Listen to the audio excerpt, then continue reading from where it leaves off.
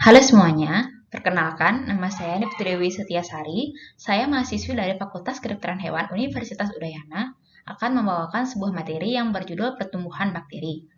Nah, lanjut saja.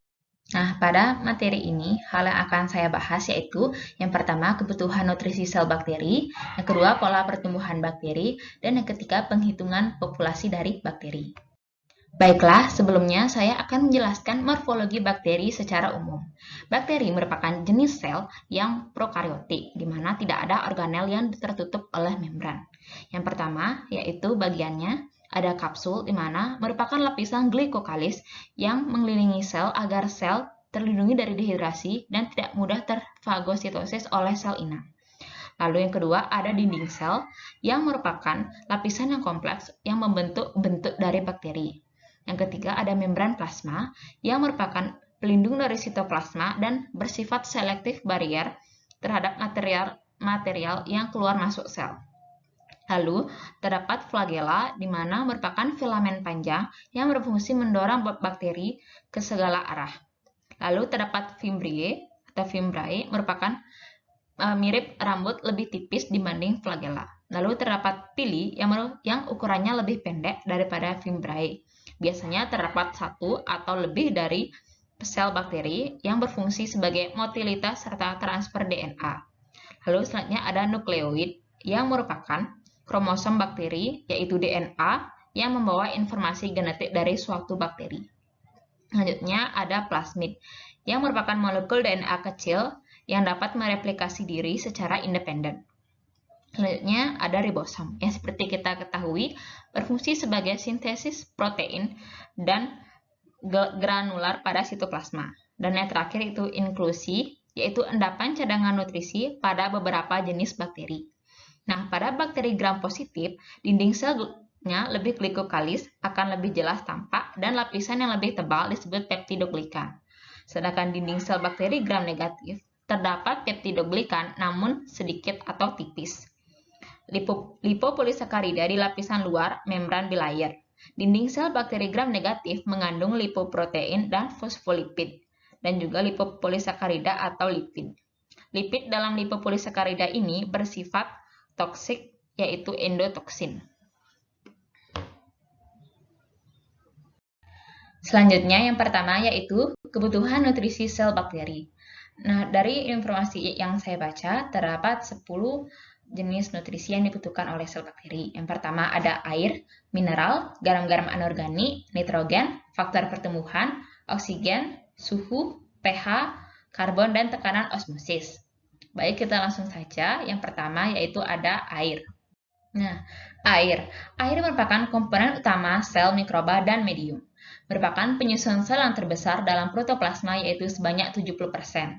Air merupakan sumber oksigen untuk bahan organik sel saat respirasi, dan sebagai pelarut dan pengangkut hasil metabolisme, di mana air akan membawa zat-zat nutrisi ke seluruh sel dan membuang zat-zat yang tidak dibutuhkan lagi oleh sel keluar dari tubuh sel.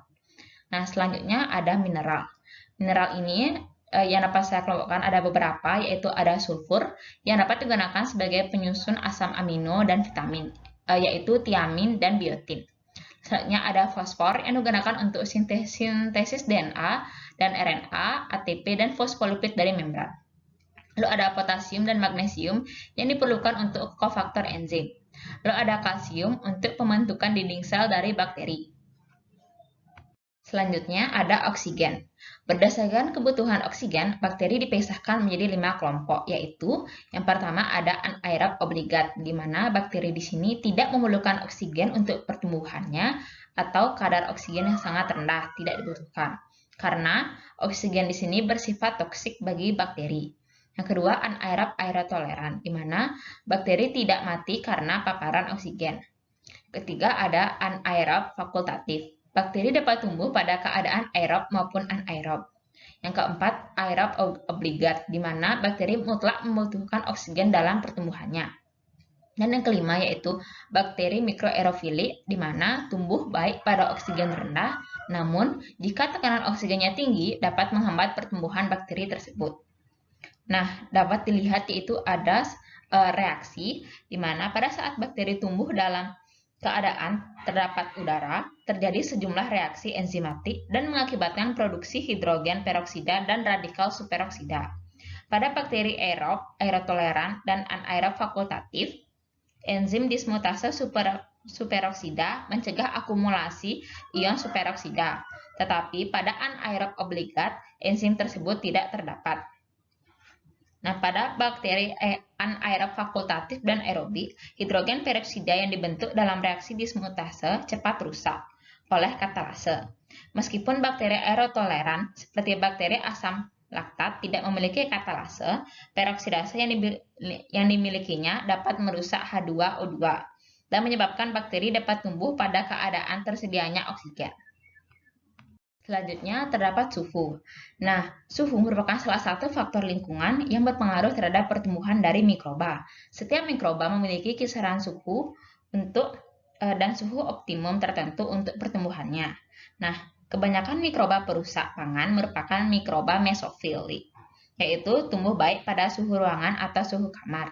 Nah, berdasarkan rentang suhu tempat bakteri dapat tumbuh dapat dikelompokkan menjadi 3. Yang pertama itu psiklofili, yang dapat hidup dari suhu -5 derajat Celcius sampai 30 derajat Celcius. Suhu optimumnya yaitu pada 10 derajat Celcius sampai 20 derajat Celcius. Adapun mesofili yang dapat hidup pada suhu 10 derajat Celcius sampai 45 derajat Celcius dengan suhu optimumnya yaitu pada 20 derajat Celcius sampai 40 derajat Celcius. Dan termofili yaitu 25 derajat Celcius sampai 80 derajat Celcius. Nah, suhu optimum untuk bakteri ini yaitu pada 50 derajat Celcius sampai dengan 60 derajat Celcius. Nah, bakteri yang patogen pada manusia biasanya tumbuh baik pada suhu 37 derajat Celcius. Hal ini karena suhu tubuh manusia merupakan suhu yang baik untuk pertumbuhan beberapa bakteri patogen. Mikroba perusak patogen umumnya dapat tumbuh berkisar 4 derajat Celcius sampai 66 derajat Celcius. Selanjutnya ada pH. Nah, kebanyakan mikroba mampu tumbuh baik pada pH sekitar pH netral, yaitu 6,5 sampai 7,5. Sedangkan sistem yang mencerminkan luas tentang pH ditunjukkan oleh berbagai bakteri di antaranya acidofili yaitu memiliki nilai rentang pH 2 sampai 5, neutrofili yang memiliki nilai rentang pH 5,5 sampai 8 dan alkalifili yang memiliki nilai rentang 8,5 sampai 9. Nah, pada pH di bawah 5,0 dan di atas 8,0, bakteri tidak dapat tumbuh dengan baik, kecuali bakteri asam asetat, misalnya Acetobacter suboccidans, yang mampu tumbuh pada pH yang rendah, dan bakteri Vibrio sp yang dapat tumbuh pada pH yang tinggi atau basa. Selanjutnya yaitu karbon. Nah, karbon dioksida secara normal dihasilkan selama katabolisme senyawa organik. Oleh karena itu, tidak dianggap sebagai faktor pembatas.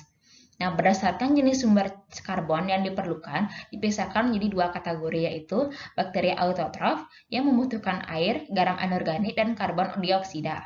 Yang kedua, yaitu bakteri heterotrof yang membutuhkan garam organik. Dalam praktek laboratorium, glukosa digunakan sebagai sumber karbon organik. Tetapi, berbagai senyawa lain juga dapat digunakan secara khusus atau sumber karbon tertentu oleh bakteri yang berbeda. Nah, dalam beberapa bakteri yang pintar, contohnya Pseudomonas, menggunakan lebih dari 100 senyawa organik yang berbeda sebagai satu-satunya sumber karbon dan energi. Selanjutnya ada tekanan osmosis. Nah, jika tekanan osmotik lingkungan lebih besar atau hipertonis, sel akan mengalami plasmolisis. Sebaliknya, jika tekanan osmotik lingkungan yang hipotonis akan menyebabkan sel yang membengkak dan juga mengakibatkan rusaknya sel. Oleh karena itu, dalam mempertahankan hidupnya, sel bakteri harus berada pada tingkat tekanan osmotik yang sesuai. Walaupun sel bakteri memiliki daya adaptasi, perbedaan tekanan osmotik dengan lingkungannya tidak boleh terlalu besar. Baik, selanjutnya ada garam-garam anorganik. Nah, garam-garam anorganik ini diperlukan untuk mempertahankan keadaan koloidal dan tekanan osmotik di dalam sel, untuk memelihara keseimbangan asam basa dan berfungsi sebagai bagian enzim atau sebagai aktivator reaksi enzim. Selanjutnya ada nitrogen. Nah, nitrogen ini diperlukan bakteri untuk membentuk asam amino, di mana cyanobacteria fotosintetik menggunakan gas nitrogen N2 yang diambil langsung dari atmosfer melalui proses fiksasi nitrogen.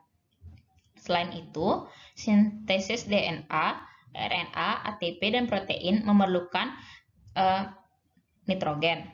Nah, kandungan nitrogen dalam bakteri sekitar 14% dari berat kering. Lalu yang terakhir ada faktor pertumbuhan. Nah, sejumlah bakteri heterofit tidak dapat tumbuh tanpa suplai satu atau lebih faktor pertumbuhan.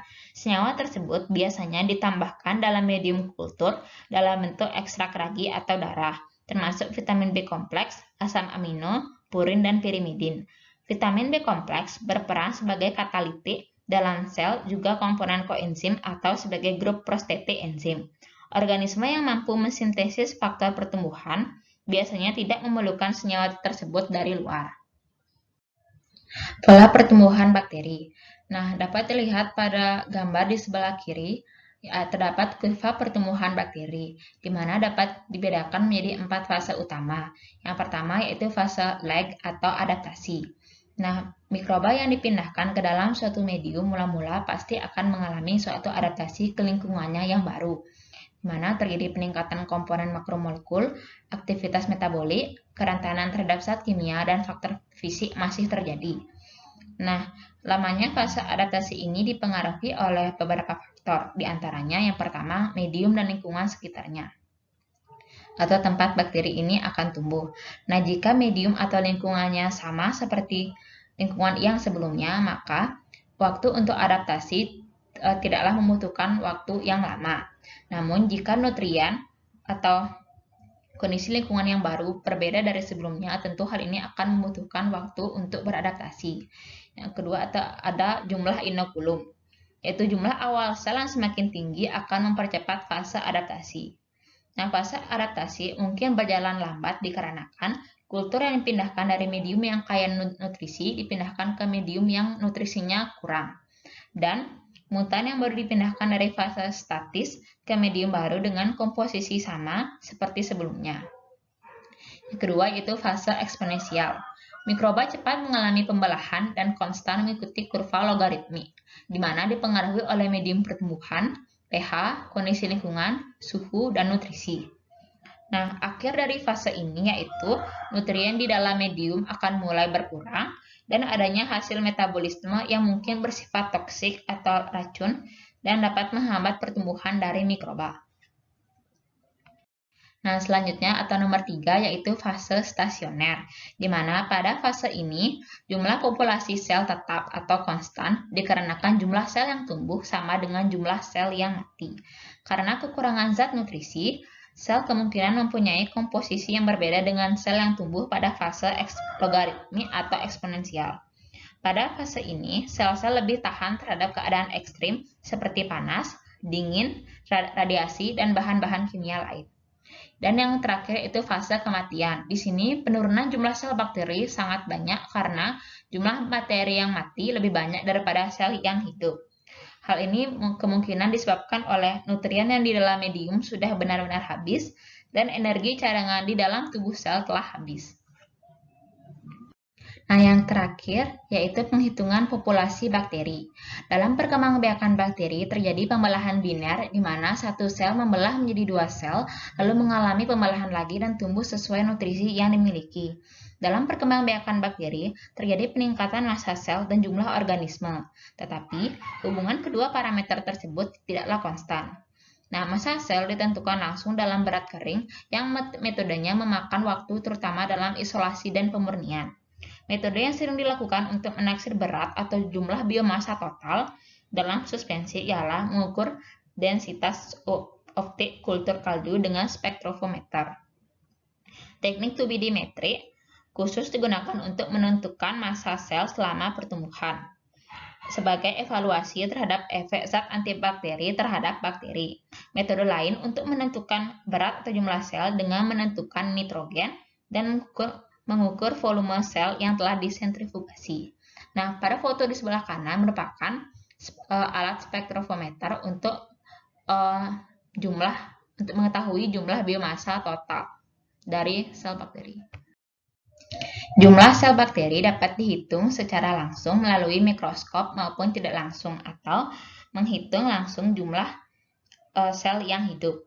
Nah, jumlah total bakteri yang hidup dan mati dapat dilakukan dengan menggunakan alat penghitung seperti Petrov Hausser counter maupun cara yang lebih tepat dengan Coulter counter, suatu alat penghitung partikel elektronik yang mengukur penyebaran ukuran dan jumlah dalam suspensi bakteri.